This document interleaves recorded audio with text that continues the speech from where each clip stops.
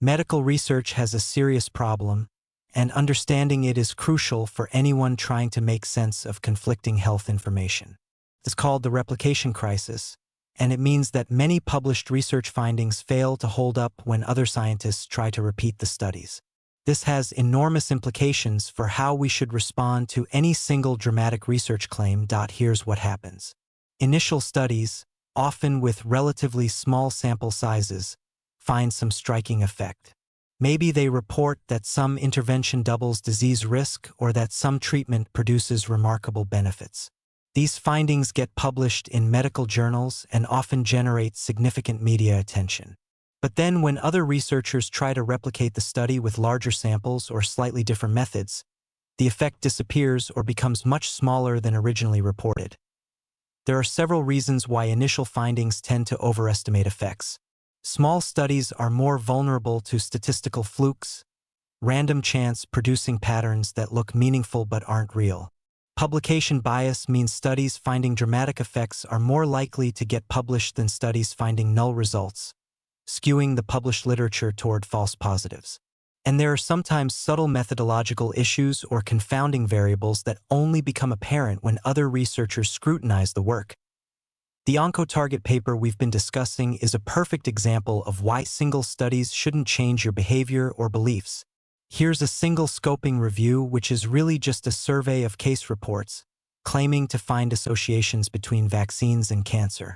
But this contradicts numerous large epidemiological studies involving millions of people that found no such association. One small study contradicting a large body of established evidence should be treated with extreme skepticism, yet it spread widely because it aligned with existing vaccine fears.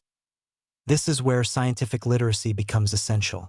You need to look for consistency across multiple independent studies using different methods in different populations.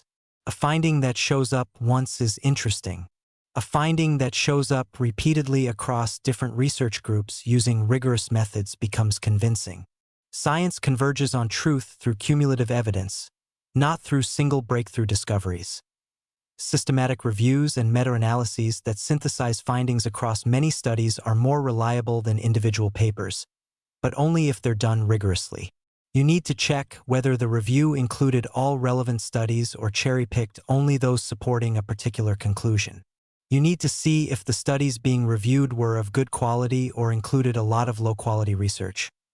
Understanding the replication crisis also means being appropriately skeptical of novel, dramatic claims.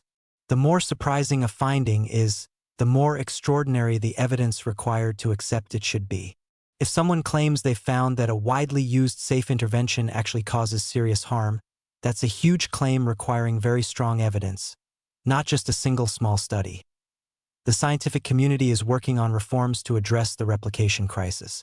Registered reports, where study methods are peer-reviewed before data collection begins, help prevent researchers from changing their analysis after seeing results.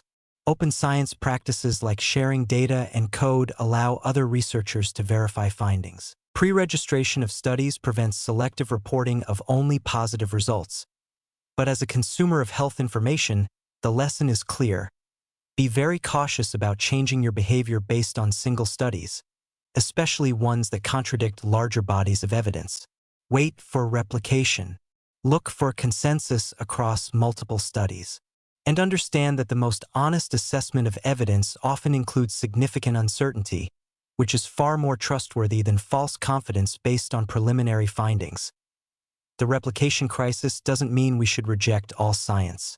It means we should hold individual studies more lightly and focus on the broader patterns of evidence. When hundreds of studies consistently point in one direction and one study points in another, the smart bet is on the consensus, not the outlier.